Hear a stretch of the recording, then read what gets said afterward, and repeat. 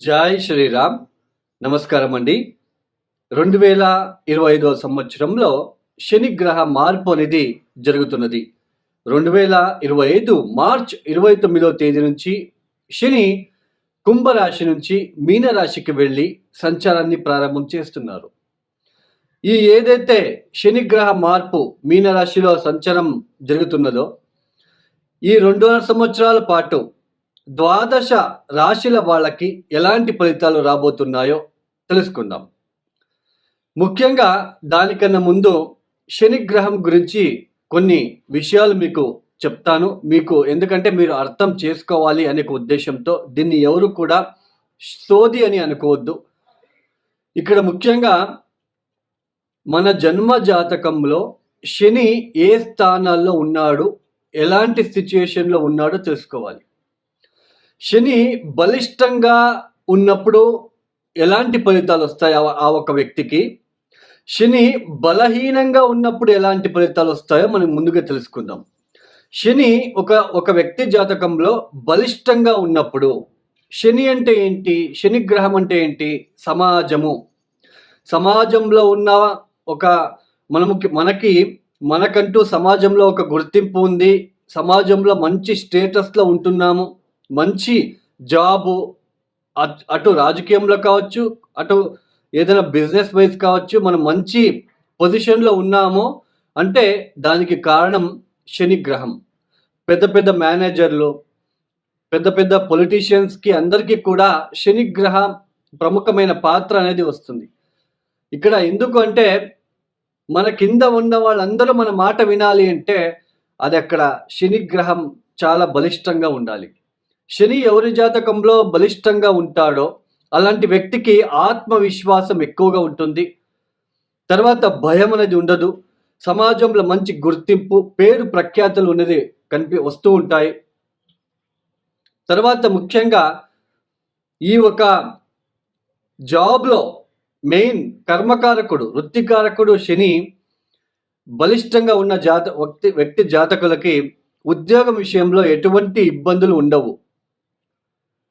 తర్వాత సమాజంలో కీర్తి ప్రతిష్టలు ఎక్కువ అవుతూ ఉంటాయి రోజు రోజుకి కూడా. శని బలిష్టంగా ఉన్నప్పుడు ఇలాంటి మెయిన్ ఆత్మవిశ్వాసం, కాన్ఫిడెన్స్ అని అంటాం. దానికి రీజన్ ఎవరు అంటే శనిగ్రహం. అదే శని బలహీనంగా ఉన్న జాతకులు, శని బలహీనంగా ఉన్నప్పుడు ఆ వ్యక్తి ఒక ఎలాంటి సిచ్యుయేషన్ ఫేస్ చేస్తాడు, ఆత్మవిశ్వాసం ఉండదు, చుట్టూ భయం అనేది ఉంటుంది, సంఘంలో గౌరవ మర్యాదలకి హాని కలుగుతూ ఉంటుంది. తర్వాత వృత్తి వ్యాపారంలో అభివృద్ధి లేకపోవడము, ఏ చిన్న వృత్తి చేసుకుంటూ లైఫ్ని లీడ్ చేయవలసిన ప్రమేయము, సరైన ఉద్యోగ అవకాశం లేకుండా ఉండడము, ఇలాంటివన్నీ కూడా శని బలహీనంగా ఉన్నప్పుడు జరుగుతాయి. ఆ వ్యక్తి అంటే ఆ దశ వచ్చినప్పుడు, లేదా శని ఏ స్థానంలో ఉన్నాడు మీరు ఒకసారి చూడండి. ఇప్పుడు మీనరాశికి వెళ్ళి సంచారాన్ని ప్రారంభం చేస్తున్నారు శనిగ్రహం. మీనరాశిలో అష్టకవర్గ బిందువులు ఎన్ని ఇచ్చారో చూసుకోవాలి. అష్టకవర్గ బిందువులు చాలా ఇంపార్టెంట్. ఇప్పుడు కొంతమంది చెప్తూ ఉంటారు, ఇప్పుడు మీరు కామెంట్స్ కూడా చేస్తూ ఉంటారు, ఇప్పుడు ఈ రాశికి లాభశని, లాభగురు, అద్భుతంగా ఫలితాలు వస్తాయి, కోట్లు సంపాదిస్తారని తమ్ముళ్ళు చూసి మీరు వెళ్ళి చూస్తూ ఉంటారు. బట్ అక్కడ మీరు కింద రాస్తూ ఉంటారు మీరు చెప్పినట్లు జరగట్లేదని. ఎందుకు? గోచారం వేరు, జన్మజాతకం వేరు. ఎలా మ్యాచ్ చేసుకోవాలి గోచారానికి జాతకానికి? ఇప్పుడు మీకు ఒక ఎగ్జాంపుల్ ఇస్తాను. ఇప్పుడు మీకు తెలుసు ఆల్రెడీ ఏలనాటి శని, అర్ధాష్టమ శని, పంచమ శని, అష్టమ శని అని ఈ ఒక జన్మరాశి నుంచి, అంటే చంద్రుడు ఏ రాశిలో ఉంటాడో అది మనకి జన్మరాశి. ఆ జన్మరాశి నుంచి వ్యయస్థానానికి వచ్చినప్పుడు మనకి ఏళ్ళనాటి శని ప్రారంభం. ఏళ్ళనాటి శని అంటే 7.5 సంవత్సరాల పాటు ఉంటుంది. ఇక్కడ వ్యయస్థానంలో 2.5 సంవత్సరాలు, జన్మరాశికి వచ్చినప్పుడు 2.5 సంవత్సరాలు, ద్వితీయానికి జన్మరాశి నుంచి నెక్స్ట్ హౌస్ ద్వితీయానికి వచ్చినప్పుడు 2.5 సంవత్సరాలు, ఇలా 7.5 సంవత్సరాలు అర్ధాష్టమ శని అంటే జన్మరాశి నుంచి చతుర్థ భావానికి శని సంచారం చేసేటప్పుడు దాన్ని అర్ధాష్టమ శని అంటాం. పంచమ శని చంద్రుడున్న రాశి నుంచి పంచమ స్థానానికి వచ్చినప్పుడు దాన్ని పంచమ శని అంటాం. ఇలాంటి ఒక సిచ్యుయేషన్ ఉన్నప్పుడు ఇప్పుడు మీకు మీనరాశికి వెళ్ళి శని సంచారం ప్రారంభం చేస్తున్నారు. మీ జాతకంలో మీనరాశిలో శని ఎన్ని అష్టకవర్గ బిందులు ఇచ్చారో చూసుకోవాలి. ఏ 0, 1, 2, 3 ఇచ్చి ఉంటే ఆ ఒక ప్లేస్లో శనికి అక్కడ బలహీన పడ్డాడు అని అర్థం. బలహీన పడినప్పుడు ఆయన ఇబ్బందులు పెడుతూనే ఉంటాడు. ఈవెన్ ఏళ్నాటి శని, అర్ధాష్టమ శని కూడా, ఈవెన్ లాభస్థానానికి వచ్చినప్పుడు కూడా అష్టకవర్గ బిందువులు చాలా ఇంపార్టెంట్. ఇప్పుడు మీనరాశిలో పుట్టిన ఒక వ్యక్తి ఉన్నాడు. ఇప్పుడు మీనరాశికి ఏళ్నాటి శని ప్రారంభమైంది. ఇప్పుడు జన్మరాశికి శని వస్తున్నాడు. ఇప్పుడు గనక మీనరాశిలో పుట్టిన ఏదైనా జాతకులకి శని మహాదశనే జరుగుతూ ఉంటే ఒకవేళ, లేదా ఒకవేళ చంద్ర మహాదశ జరుగుతూ ఉంటే వాళ్ళకి ఇది తీవ్రమైన కష్టాలకి గురి చర్చలు చేస్తుంది. అంటే తీవ్రమైన కష్టాలు, బాధ ఎక్కువ అవుతూ ఉంటాయి. అర్థమైంది కదా? గోచారము మనకి జన్మజాతకం ఎలా మ్యాచ్ చేసుకోవాలో, ఒక స్థానం నుంచి ఒక స్థానానికి ఒక ప్లానెట్ వెళ్తున్నప్పుడు ఆ స్థానం ఎన్నో రాశి అవుతుంది, ఎన్నో లగ్నం నుంచి ఎన్నో రాశి అవుతుంది, ఆ స్థానానికి అష్టకవర్గ బిందులు ఎన్ని ఇచ్చారో చూసుకోవాలి. అష్టకవర్గ బిందులు చాలా ఇంపార్టెంట్. తర్వాత ఇప్పుడు శని మీనరాశికి వెళ్తున్నాడు, సంచారాన్ని ప్రారంభం చేస్తున్నారు. అక్కడ శనికి శత్రుగ్రహాలు ఏమైనా ఉన్నారా చూసుకోవాలి. శనికి శత్రుగ్రహాలు ఎవరెవరు? సూర్య, కుజ, కేతు, అక్కడ ఏమైనా ఉన్నారా చూసుకోవాలి. ఏనాటి శని, అర్ధాష్టమ శని, పంచమ శని జరిగేటప్పుడు ఒక ఇంటికి వచ్చినప్పుడు ఒకలాగా ఫలితాలు. పంచమ శని అంటే పంచమానికి వచ్చినప్పుడు దాన్ని పంచమ శని అంటాం. సామాన్యంగా కర్మకారకుడు పంచమానికి వచ్చినప్పుడు బుద్ధిశక్తి, ఆలోచన విధానం. పంచమ స్థానం అంటే ఏంటి? బుద్ధిశక్తి, ఆలోచన విధానము, సంతానము, మన అభిరుచి. అలాంటి స్థానానికి వచ్చినప్పుడు ఎలాంటి మనకి ఆలోచన ఇస్తాడు శనిదేవుడు అంటే, కష్టపడి పని చేయడం ఎందుకు, షార్ట్ కట్లో వెళ్ళిపోదాం, జూజాడము, బెట్టింగ్లు, ఇన్వెస్ట్మెంట్ చేసి డబ్బులు నష్టపోవడం లాంటిది. అక్కడ అలాంటి సిచ్యుయేషన్ ఏర్పడుతుంది. ఒక ఇంటికి వచ్చినప్పుడు ఒక లాగా ఫలితాలు అనేది వస్తూ ఉంటాయి. అన్నీ కూడా ఒకేలాగా ఉండవు. ఈ సమయంలో కూడా పరిహారాలు చాలా ఇంపార్టెంట్ అండి. జంప్ స్టోన్ వేసుకోవడము, నీలమణి జంప్ స్టోన్ వేసుకోగానే పంచమ శని, అర్ధాష్టమ శని ఇబ్బందులు తగ్గుతాయి అని నమ్మడము.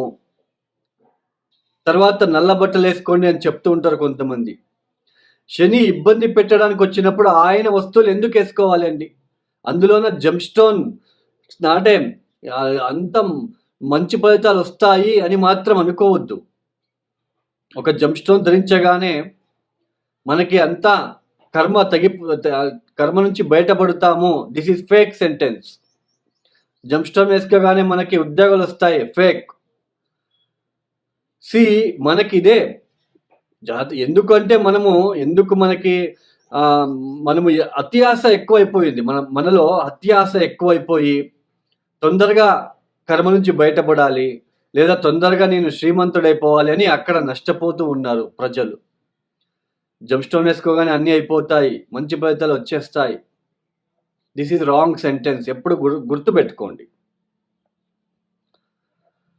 మన కర్మానుసారంగా మనకి ఏదైనా దశాభుక్తి జరుగుతున్నప్పుడు మనమే కష్టపడి వేల కొద్ది చిన్న పరిహారాలు ఉన్నాయండి, వాటిని చేసుకుంటూ వెళ్ళాలి. అప్పుడే దాని నుంచి బయటపడతాం. సరే, ద్వాదశ రాశుల వాళ్ళకి ఎలా ఉంటుంది, ఎలాంటి ఫలితాలు వస్తాయో మనము ఒక్కొక్కటే ఇండివిజువల్గా తెలుసుకుంటూ వెళ్తాం. ఇక తులారాశి వాళ్ళు ఈ 2025 సంవత్సరంలో మార్చి మాసంలో మారబోతున్న శని వలన ఎలాంటి ఫలితాలు వీళ్ళు అందుకోబోతున్నారు అనేది మనం తెలుసుకుందాం. ఈ తులారాశి వాళ్ళు ఇన్ని రోజులు పంచమ శని అంటే ఈ 2 సంవత్సరాలు కూడా పంచమ శనితో బాధపడి ఉన్నారు. అంటే శని ఒక స్థానానికి వచ్చినప్పుడు ఒకలాగా ఫలితాలు ఇస్తారండి. శని పంచమ స్థానంలో శని పంచమ స్థానానికి వచ్చినప్పుడు ఎలాంటి ఫలితాలు మీరు ఫేస్ చేసి ఉంటారు? పంచమ స్థానం అంటే ఏంటి? సంతానము, ఆలోచించే విధానము, తర్వాత లవ్ రిలేటెడ్ థింగ్స్. మనం లవ్ మ్యారేజ్ గురించి అవుతుంది కదా, అది కూడా పంచమ స్థానం తీసుకుంటాం. తర్వాత మన అభిరుచి ఎలా ఉంటుంది, మన బుద్ధి కౌశలం ఎలా ఉంటుంది, తర్వాత మనదైనా షేర్ మార్కెట్లో ఇన్వెస్ట్మెంట్, ఇవన్నీ కూడా మనం పంచమ స్థానం మీద మనం తెలుసుకుంటాం. అలాంటి పంచమ స్థానంలో శని వచ్చినప్పుడు ఎలాంటి బుద్ధి ఇస్తాడు? కర్మానుసారంగా నేను మంత్లీ ఎంత కష్టపడి పనిచేస్తున్నాను, 25,000 జీతం తీసుకుంటున్నాను, తొందరగా ఇంకొక 50,000 వరకు నేను సంపాదించాలి, ఎలాగైనా సరే షార్ట్కట్లో ఏదైనా జాబులు ఉన్నాయా, ఏదైనా ఎట్లయినా ఉందా, లేదంటే జాబ్ లేని వాళ్ళు ఎవరికైనా డబ్బు ఇచ్చి జాబులు తీసుకుందాము అనే ఒక థాటు. సో ఇలా మోసపోవడము, డబ్బులు ఇన్వెస్ట్మెంట్ చేసి నష్టపోవడం జరిగి ఉంటుంది. ఒకసారి మీరు చెక్ చేసుకోండి, తెలుసు 2.5 yearsలో జరిగి ఉందా లేదా మీరు చెక్ చేసుకోండి. అలాంటి థాట్ అనేది వచ్చి ఉంటుంది. షార్ట్కట్లో ఏదైనా వెళ్దాము, బెట్టింగ్లు, జూజాడము, ఎవరో ఏదో ఫ్రీలాన్సర్గా ఇప్పుడు ఇలాంటిది ఇన్వెస్ట్మెంట్ చేస్తే ఎక్కువ మనము డబ్బులు చూడవచ్చు, ఇన్కమ్ వస్తుంది అని ఎవరైనా చెప్పగానే మీరు ఆలోచించకుండా డబ్బులు అక్కడ ఇన్వెస్ట్మెంట్ చేయడము, ఆ డబ్బులు ఇప్పుడు రాబట్టుకోవడానికి మళ్ళీ మీరు సర్కస్ చేయడము, ఇలాంటివన్నీ జరుగుతూ ఉంటాయి. సడన్గా ఎవరైనా ప్రేమించుకుంటూ ఉంటారు. ఈ పంచమ శని సమయంలో సడన్గా లవ్ అనేది అక్కడ బ్రేకేజ్ వస్తుంది. ఎందుకంటే శని రిస్ట్రిక్షన్ ప్లానెట్ కదా. సో లవ్ రిలేషన్షిప్ కట్ అవ్వడము, సంతానంలా కానీ వాళ్ళకి సంతానం విషయంలో ఇబ్బందులు, ఇలాంటివన్నీ మీరు ఫేస్ చేసి ఉన్నారు ఈ పంచమ శని వలన. అది ఇట్స్ డిపెండ్స్ ఆన్ అష్టకర్క బిందువులు, దశా పీరియడ్ చూసుకోవాలి. అందరూ తులారాశిలో పుట్టిన వాళ్ళందరూ కూడా ఈ పంచమ శని వలన ఇబ్బందులు పడ్డారా అంటే దట్ ఈస్ రాంగ్.